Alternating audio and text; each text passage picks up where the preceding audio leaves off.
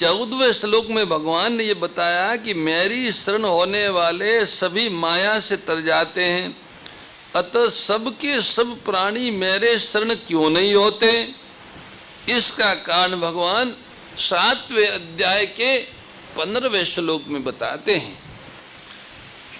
भगवान कहते हैं, न माम दुष्कृतिनो मूढ़ा प्रबदन्ते नरा अधमा माया अपहृत ज्ञान आसुरम भाव माश्रिता। माया के द्वारा श्री भगवान बोले कि भैया, माया के द्वारा जिनका ज्ञान हरा गया है वे आसुर भाव का आश्रय लेने वाले मनुष्यों में महान नीच पाप कर्म करने वाले मूढ़ मनुष्य मेरे शरण नहीं होते हैं। न माम दुष्कृतिनो मूढ़ा प्रबदन्ते नराधमा। जो दुष्कृति और मूढ़ होते हैं वे भगवान के शरण नहीं होते। दुष्कृति वे ही होते हैं जो नाशवान परिवर्तनशील प्राप्त पदार्थों में ममता रखते हैं और अप्राप्त पदार्थों की कामना रखते हैं। कामना पूरी होने पर लोभ और कामना की पूर्ति में बाधा लगने पर क्रोध पैदा होता है। इस तरह जो कामना में फंसकर व्यभिचार आदि शास्त्र निषिद्ध विषयों का सेवन करते हैं, लोभ में फंसकर झूठ कपट विश्वासघात बेईमानी आदि पाप करते हैं और क्रोध के वशीभूत होकर द्वेष वैर आदि दुर्भावपूर्वक हिंसा आदि पाप करते हैं, वे दुष्कृति हैं। जब मनुष्य भगवान के सिवाय दूसरी सत्ता मानकर उसको महत्व देते हैं तभी कामना पैदा होती है। कामना पैदा होने से मनुष्य माया से मोहित हो जाते हैं। हम जीते रहे तथा भोग भोगते रहे, ये बात उनको जच जाती है, इसलिए वे भगवान के शरण नहीं होते, विनाशी वस्तु पदार्थ आदि का आश्रय लेते हैं। तमोगुण की अधिकता होने से सार असार नित्य अनित्य सत्य असत गराय त्याज्य कर्तव्य अकर्तव्य आदि की तरफ उनका ध्यान नहीं जाता। भगवत विमुख मनुष्य मूढ़ है। दुष्कृति और मूढ़ पुरुष परमात्मा की तरफ चलने का निश्चय ही नहीं कर सकते, फिर वे परमात्मा की शरण हो ही कैसे सकते हैं। नरा अधमा करने का मतलब है कि वे दुष्कृति और मूढ़ मनुष्य पशुओं से भी नीचे है। पशु तो फिर भी अपनी मर्यादा में रहते हैं, पर ये मनुष्य होकर भी अपनी मर्यादा में नहीं रहते हैं। ऐसे प्राणियों के लिए भगवान ने कहा है कि द्वेष रखने वाले मूढ़ क्रूर और संसार में नराधम पुरुषों को मैं बार बार आसुरी योनियों में गिराता हूँ। वे आसुरी योनियों को प्राप्त होकर फिर घोर नरकों में जाते हैं। भगवान की जो तीनों गुणों वाली माया है, उस माया से विवेक ढक जाने के कारण जो आसुर भाव को प्राप्त हो गए हैं, शरीर इंद्रियां अंतकरण और प्राणों का पोषण करने में लगे हुए हैं, वे मेरे से सर्वथा विमुख ही रहते हैं, इसलिए वो मेरी शरण नहीं होते। दूसरा भाव यह है, जिनका ज्ञान माया से अपहृत है उनकी वृत्ति पदार्थों के आदि और अंत की तरफ जाती ही नहीं। उत्पत्ति विनाशशील पदार्थों को प्रत्यक्ष नश्वर देखते हुए भी वे रुपये पैसे संपत्ति आदि के संग्रह में और मान योग्यता प्रतिष्ठा कीर्ति आदि में ही आसक्त रहते हैं और उनकी प्राप्ति करने में अपनी बहादुरी और उद्योग की सफलता में इतिश्री मानते हैं। इस कारण वे यह समझ ही नहीं सकते जो अभी नहीं है उसकी प्राप्ति होने पर भी अंत में वह नहीं रहेगा, उसके साथ हमारा संबंध नहीं रहेगा, ऐसा समझ ही नहीं पाते हैं। इसलिए उन्हें असुर का, असुर नाम प्राणों का है, प्राणों का नाम असु है। प्राणों को प्रत्यक्ष ही आने जाने वाले क्रियाशील और नाशवान देखते हुए भी वे उन प्राणों का पोषण करने में लगे रहते हैं। जीवन निर्वाह में काम आने वाली सांसारिक वस्तुओं को ही वे महत्व देते हैं।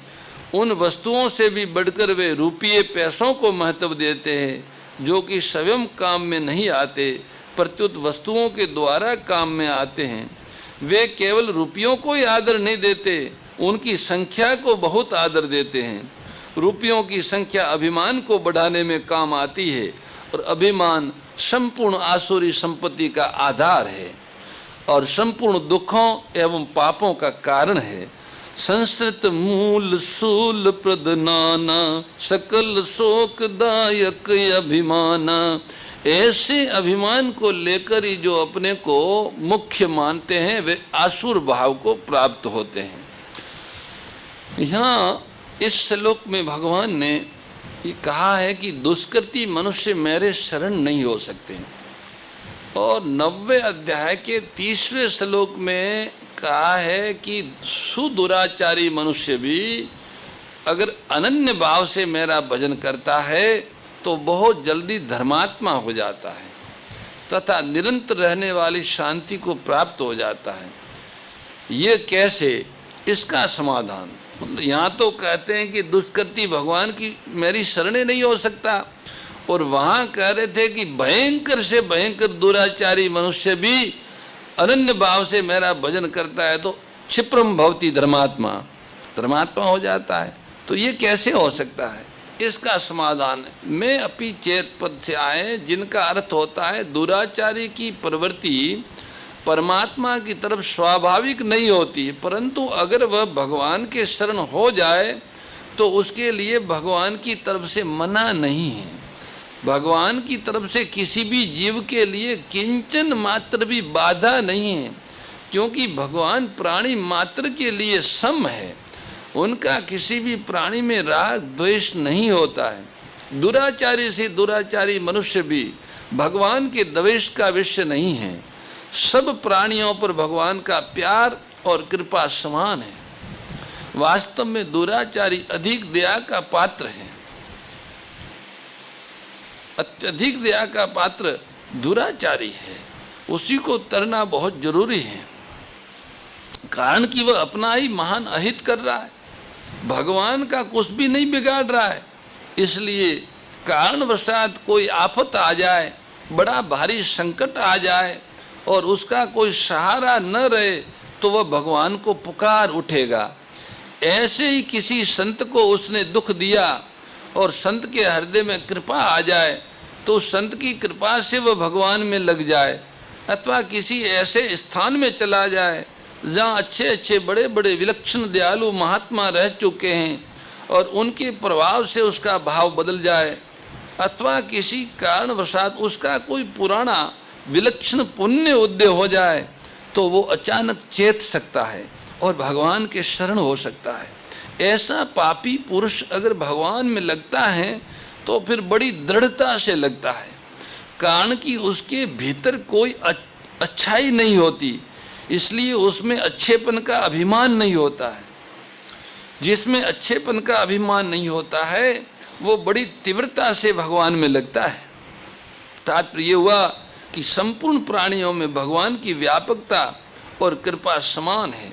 सदाचार और दुराचार तो उन प्राणियों के किए हुए कार्य है। मूल में तो वे प्राणी सदा भगवान के शुद्ध अंश है। केवल दुराचार के कारण उनकी भगवान में रुचि नहीं होती।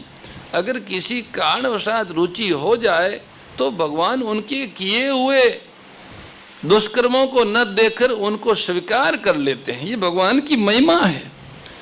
रही तन प्रभु चित चूक किए की, करत सुरतिशय बारहिए की।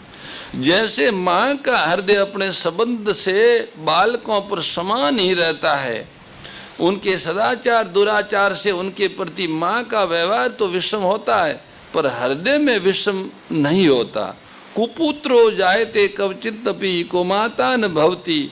माँ तो एक जन्म को और एक शरीर को देने वाली है, परंतु प्रभु तो सदा रहने वाली माँ है। प्रभु का हृदय तो प्राणी मात्र पर सदैव द्रवित रहता ही है। प्राणी निमित्त मात्र भी शरण हो जाए तो प्रभु विशेष द्रवित हो जाते हैं। भगवान कहते हैं, जो नर होई चराचर द्रोही, आवे सबय शरण तकी मोही। तजी मद मोह कपट छल नाना, कराऊं सत्य ते साधु समाना। इसका तात्पर्य है कि जो चराचर प्राणियों के साथ द्वेष करने वाला है, वह अगर कहीं भी आश्रय न मिलने से भयभीत होकर सर्वथा मेरा ही आश्रय लेकर मेरे शरण हो जाता है, तो उसमें होने वाले मद मोह कपट नाना छल आदि दोषों की तरफ न देखकर केवल उसके भाव की तरफ देखकर मैं उसको बहुत जल्दी साधु बना लेता हूँ। धर्म का आश्रय रहने से धर्मात्मा पुरुष के भीतर अनन्य भाव होने में कठिनता रहती है, परंतु दुरात्मा पुरुष जब किसी कारण से भगवान के सम्मुख होता है, तब उसमें किसी प्रकार के शुभ कर्म का आश्रय न होने से केवल भगवत प्राणता का ही बल रहता है। ये बल बहुत शीघ्र पवित्र करता है, कारण कि ये बल खुद का होता है। किसी तरह का आश्रय न रहने से उसकी खुद की पुकार होती है। इस पुकार से भगवान बहुत शीघ्र पिघल जाते हैं। ऐसी पुकार होने में पुण्यात्मा, पापात्मा, विद्वान, मूर्ख, सुजाति, कुजाति आदि का होना कारण नहीं है। संसार की तरफ से सर्वथा निराश होना एक खास कारण है। ये निराशा हर एक मनुष्य को हो सकती है। दूसरी बात, भगवान के कथन का तात्पर्य है कि दुष्कृति पुरुष मेरे शरण नहीं होते, क्योंकि उनका स्वभाव मेरे विपरीत होता है। उनमें से अगर कोई मेरे शरण हो जाए तो मैं उससे प्यार करने के लिए हरदम तैयार हूँ, उनको हृदय से लगाने के लिए हरदम तैयार हूँ। भगवान की कृपालुता इतनी विलक्षण है कि भगवान भी अपनी कृपा के परवश होकर जीव का शीघ्र कल्याण कर देते हैं।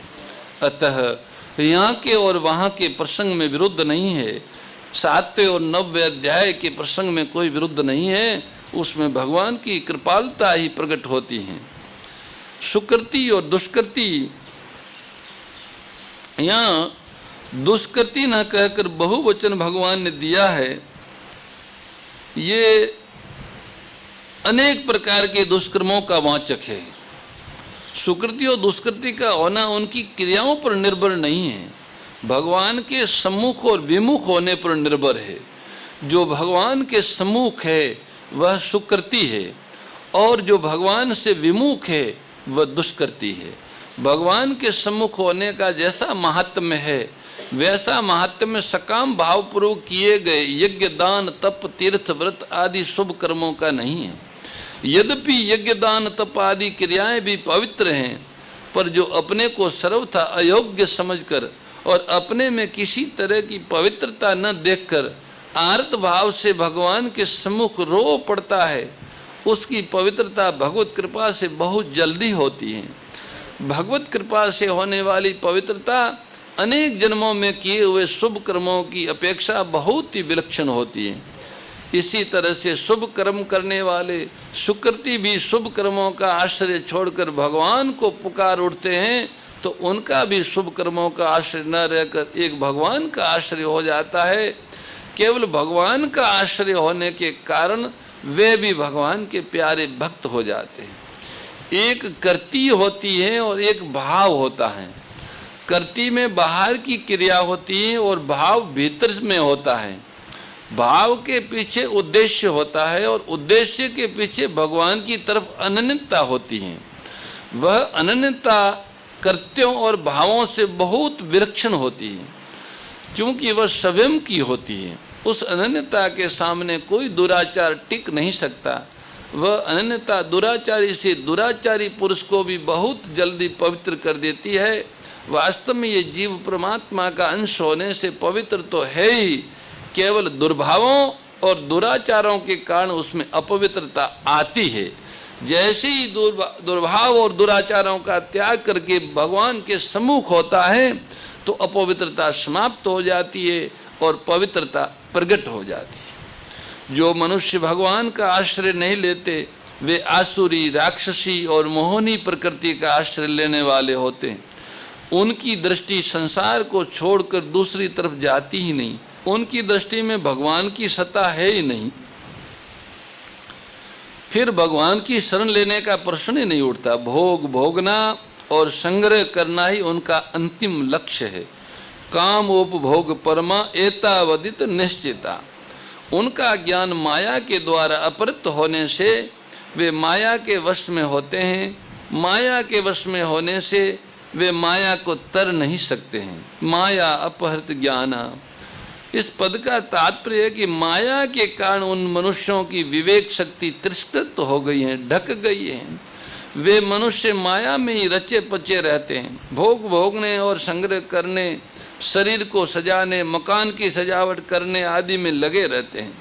वे शरीर को सुख आराम देने वाली वस्तुओं का नया नया आविष्कार करते रहते हैं और उसी को विशेष महत्व देते हैं। ऐसे अनित्य परिवर्तनशील वस्तुओं को ही जानने वाले लोग नित्य अपरिवर्तनशील तत्व को कैसे जानें, क्योंकि उधर उनकी दृष्टि जाती ही नहीं है। इस श्लोक में भगवान ने कहा है कि दुष्कृति पुरुष मेरे शरण नहीं होते, तो फिर शरण कौन होते हैं, इसको आगे के श्लोक में बताते हैं। श्री भगवान उवाचः चतुर्विधा भजन्ते माम जना सुकृतिनो अर्जुन आर्तो जिज्ञासुर अर्थार्थी ज्ञानी च भरतर्षभ। हे भरतवंशियों में श्रेष्ठ अर्जुन, पवित्र कर्म करने वाले अर्थार्थी, आरत, जिज्ञासु और ज्ञानी, ये 4 प्रकार के मनुष्य मेरा भजन करते हैं, मेरे शरण होते हैं। चतुर्विधा भजन्ते माम जना सुकृतिनो अर्जुन। सुकृति पवित्र आत्मा मनुष्य, भगवत संबंधी काम करने वाले मनुष्य 4 प्रकार के होते हैं। ओम जय भगवद गीते। ओम मैया जय भगवद गीते। हरि कमल विहारिणी प्रभु हिय कमल विहारिणी सुंदर सुपुनीते। ओम जय भगवद गीते। कर्म सुमर्म प्रकाशिनी कामा शक्ति हरा। ओ मैया कामा शक्ति हरा। तत्व ज्ञान विकासिनी तत्व ज्ञान विकासिनी विद्या ब्रह्म परा। ओम जय भगवते। परम श्रद्धेय गौरीशी स्वामी श्री दत्त शरणानंद जी महाराज की प्रेरणा व मार्गदर्शन में विश्व के सबसे बड़े गौ सेवा संस्थान श्री गोधाम महातीर्थ पथमेड़ा द्वारा संरक्षित लाखों बीमार, विकलांग, वृद्ध एवं अशक्त गोवंश वेद लक्षणा गोमाता की सेवा के साथ साथ भारतीय गोवंश का संरक्षण, संपोषण, संवर्धन एवं उनसे प्राप्त पंचगव्यों का परिष्करण व विनियोग करना, घर घर गोपालन, गो अभ्यारण्य, घास चारा उत्पादन हेतु गोचर भूमि का विकास, गोपालन लोक संस्कृति के पुनर्जागरण हेतु वेद लक्षणा गो महिमा का प्रचार प्रसार करना तथा गोपालक किसानों के स्वावलंबन हेतु गो कृषि अन्न एवं गो दुग्धान का गुणवत्ता युक्त बाजार तैयार करना श्री गोधाम महातीर्थ का पावन उद्देश्य है। आप सभी दानदाता श्री गोधाम महातीर्थ पथमेड़ा द्वारा संचालित गो सेवा महाअभियान में बढ़ चढ़कर सहयोग कर लाखों बीमार, विकलांग, वृद्ध एवं अशक्त गोवंश के गोग्रास सेवा हेतु श्री गोधाम महातीर्थ पथमेड़ा लोक पुण्यार्थ न्यास के बैंक ऑफ बड़ौदा खाता संख्या 084901000238827 IFSC कोड BARB 0 ASHRAM शाखा आश्रम रोड अहमदाबाद में गोग्रास सेवा निमित्त जमा कर सकते हैं। अधिक जानकारी के लिए संपर्क करें 7742093179 7665059999 7073000151।